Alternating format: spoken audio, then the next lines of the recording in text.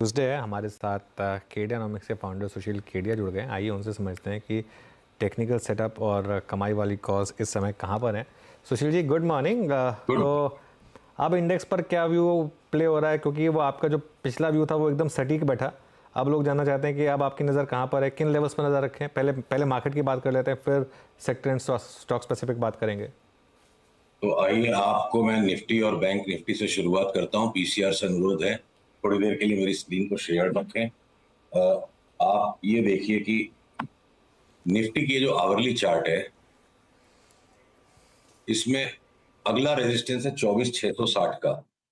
और जैसे ये 24,660 क्रॉस करेगी, तब तब हम इसके ऊपर में बड़ा व्यू लेंगे 25,500 वाला। 25,500 एक संभावना है।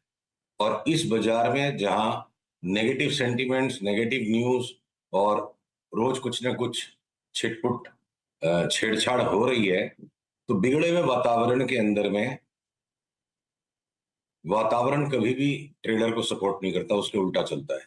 मार्केट का काम है जो इंटेलिजेंट इंसान के दिमाग में महज उसकी इंद्रियों से जो कुछ आने वाला है, बाजार उसका उल्टा करवा देगा।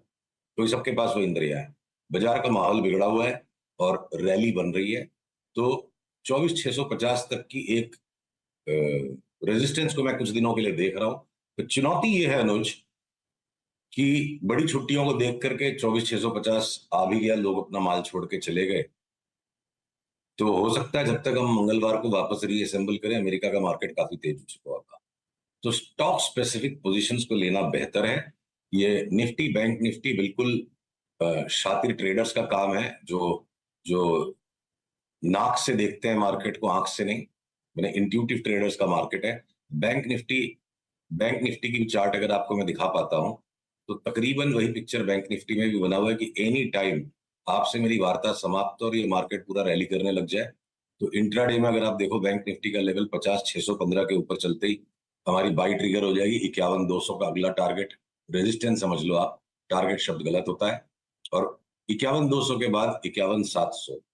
अभी मैं इतनी रेंज को लेके चल रहा हूं, पर किसी कारणवश जब भी 51,700 क्रॉस हो जाएगा, वो अगले सप्ताह किसी टाइम होगा, तो उसके बाद कहाँ जाके रुकेगा ये बाजार ऊपर, अभी कल्पना करना गलत है।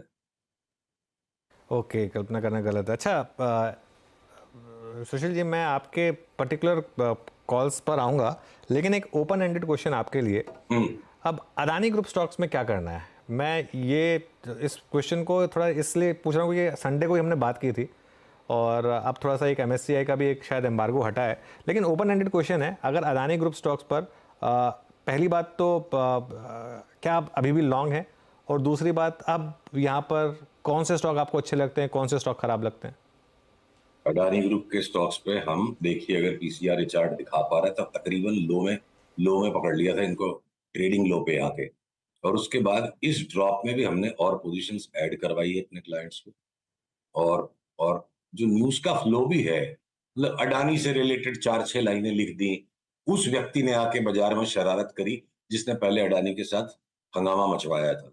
तो सिर्फ उस बात के लिए जो कल वीकनेस एक टेम्पररी आनी थी, कमजोर आदमी का माल कटना था। हमारी रीडिंग यही है। रॉन्ग राइट अपनी जगह होगा जब उसके स्टॉप लॉस लगेंगे। और अडानी विलमार हो, अडानी पोर्ट्स हो, अडानी एंटरप्राइजेस हो, इवन गुजरात अंबुजा सीमेंट, जहां हम सीमेंट के एक सेक्टर पे थोड़े से बहुत चूजी हो गए हैं कि सीमेंट का सेक्टर बहुत रन कर चुका है और बहुत ही सिलेक्टिव काम करना है, इसमें दोनों तरफ धोखे हैं। इवन गुजरात अंबुजा सीमेंट में भी बाई का ट्रिगर है। तो आप करीब करीब मान लो 10 में से 8 अडानी के स्टॉक्स पे हमारा बाई का ट्रिगर है, 2 पे हम देख रहे हैं क्या होता है। कोई परिवर्तन नहीं है अडानी के स्टॉक्स में। छेड़छाड़ जो आनी थी आ गई, मच्छर काट के चला गया, बरनौल लगाने की कोई जरूरत नहीं। सुशील जी, एक स्टॉक पे हमारी पहले भी बात हुई है, बलरामपुर चीनी। आज आपसे बात करते करते 515 पे ये अपने करियर हाई पे खड़ा है, रिविजिट कर रहा है अपने मार्च 2022 के हाई को। इस पर आपका टेक, अगर आप चार्ट्स देख पा रहे हो इस वक्त तो? देखिए, चार्ट देख भी लेते हैं और आपको दिखा भी देते हैं। तो अब अगर ये बलरामपुर चीनी ने, ये जो अब अभी अपने रेजिस्टेंस जोन के करीब है, तो यहाँ से जब भी एक रिवर्सल मिलेगा, देखिए यहाँ पे कुछ मीठा हो जाए। हमारी जो रिपोर्ट आई थी कि अगले 6 महीने में 8 सेंट पैसा बन जाएगा शुगर स्टॉक्स में, 350 वाला 515 हो गया, हद से ज्यादा शुगर खाने से भी तो डायबिटीज होती है, जी घबराता है, चक्कर आते हैं। तो अगर जब भी टेक प्रॉफिट का सिग्नल आएगा छोड़ देंगे। 450 की कोई फोरकास्ट नहीं, पर संभावना है कि वहां तक भी अगर मिल सकता है तो मुनाफा खाया हुआ रहेगा, तब लेंगे। आप चीनी को खाओगे नहीं टाइम पे तो उसको चींटी खा जाएगी। तो पुल बैक में इसको और लेंगे, जिसके बाद अभी भी धारणा यही है कि इसको 600 तक जाना है अंतोगत्वा। पर अब एक बार ओवरबॉट हो रहा है और प्रीएम्प्ट नहीं करेंगे। जिस दिन भी कोई टेक प्रॉफिट का सिग्नल आएगा उस दिन हम बेचेंगे, जिससे कि क्या पता हमें वापस 50-60 रुपया नीचे मिल जाए और हम उसको लेकर वापस 600 में बेचने की कोशिश करें। अच्छा, एक आपकी कमेंट्री में लास्ट टाइम एक स्पेस का जिक्र हुआ था, वो था मीडिया स्पेस। अब मेरे ख्याल से थोड़ा सा आपने गहन वर्क और भी किया होगा उस पर। मीडिया स्पेस में आपका व्यू क्या है? अमूमन एक स्ट्रॉन्ग फेस से जब एफएमसीजी गुजरता है तो मीडिया भी अच्छा करता है। मीडिया पर आपकी रीडिंग क्या है इस वक्त? देखिए, मीडिया स्टॉक्स पे कोई भी व्यू चेंज नहीं है 3 महीने के हॉराइजन पर। शॉर्ट टर्म ट्रेडिंग के गेम्स अपनी जगह पे हैं, टाइम टू टाइम मुनाफा बुक करना पड़ेगा, फिर से री एंट्री लेनी पड़ेगी। उदाहरण के तौर पे अगर आपको मैं पीवीआर की चार्ट दिखाऊं, इसमें इतनी पोजीशन बनाई है कि मौके पे 1450 हो जाए तो जी नहीं घबराए, और लेने की ताकत हो आपके पास।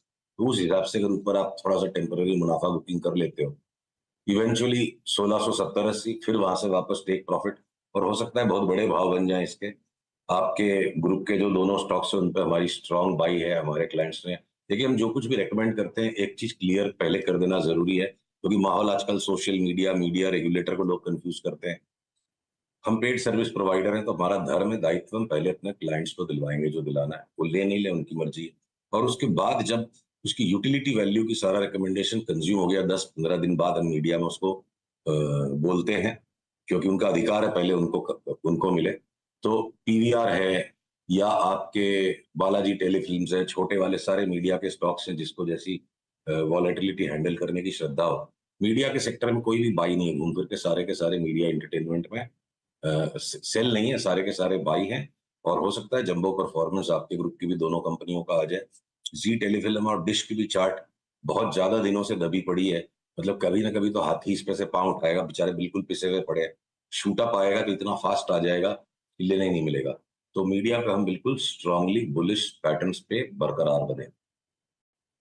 ओके, चलिए थोड़ा सा मैं होप करूँगा कि आप सीएनबीसी आवाज़ के व्यूअर्स के लिए भी मतलब कुछ कॉल्स सेव करके रखें।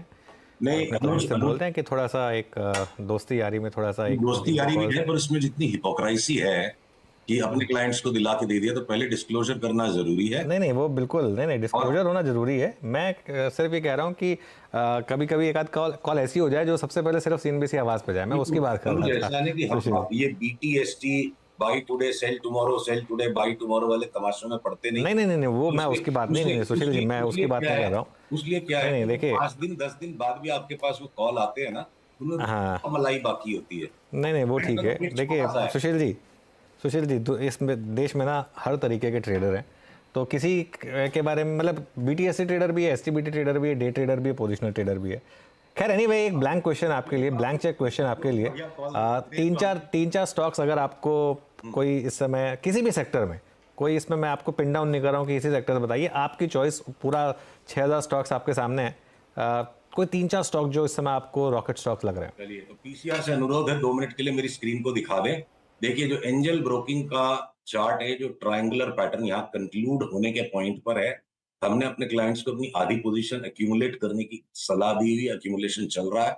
और जिस दिन ये ऊपर वाली येलो लाइन को क्रॉस कर जाएगा 2300 को, तो फिर एट मार्केट बाई करके पोजीशन को क्लोज कंप्लीट किया जाए। हमें 4300 तक की चाल दिखती है, 2100 का स्टॉक है अभी। और इसके सिवाय हिंदुस्तान कॉपर में हमें बड़ी चाल दिखती है, हिंदुस्तान जिंक में बड़ी चाल दिखती है। उसकी रीजन ये है अनुज कि बहुत तरह के चार्टिस्ट हैं। एक तरफा कॉपर में तेजी का व्यू जो देखिए, माइक्रो पहले कॉपर फ्यूचर्स को आप देख लो, ये एक्सट्रीमली शार्प फॉल जो आया और अगेंस्ट द क्राउड की भैया कॉपर एक तरफा तेजी चलेगी, और ये 25-27% का फॉल आ चुका है। अब कॉपर यहां से घूम रहा है, और इसके बीच में हिंदुस्तान कॉपर की चार्ट पहले ही भागने को तैयार हो गई है। ये देखिए आप हिंदुस्तान कॉपर की चार्ट, जैसे ही आज के हाई को क्रॉस करती है हिंदुस्तान कॉपर, हमारा 450 का कॉल आ जाएगा, 450 460 तक का। और एक चार्ट चलते चलते मैं आपको और दिखा जाऊं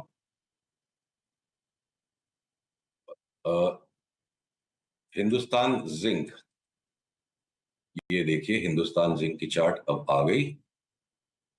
ये देखिए कितना सुंदर ट्रायंगुलर पैटर्न बन रहा है, एंजल ब्रोकिंग के ही जैसा। 640 के ऊपर चले तो हमने अपने क्लाइंट्स को सलाह दी हुई है, डिलीवरी उठा के बैठ जाओ, 1000 रुपए तक काटेंगे। तो अनुज, मैं हमेशा पैटर्न्स इसलिए दिखाना चाहता हूं कि 55 साल की उम्र हो गई काम करते करते, बेदाग जीवन जिया है तो बेदाग काम करना है। इसीलिए मैं बीटीएसटी वगैरह कॉल्स आपके साथ नहीं डिस्कस करते, कंट्रोवर्सी कर देते हैं लोग। बढ़िया पैटर्न है, पैटर्न को समझिए, पैटर्न के साथ काम कीजिए, पैसा बनेगा। चलिए ठीक है सुशील जी, बहुत बहुत शुक्रिया आज हमारे साथ जुड़ने के लिए और हमसे बात करने के लिए। एक बहुत छोटा सा ब्रेक लेंगे और उसके बाद ट्रेडर्स हॉटलाइन।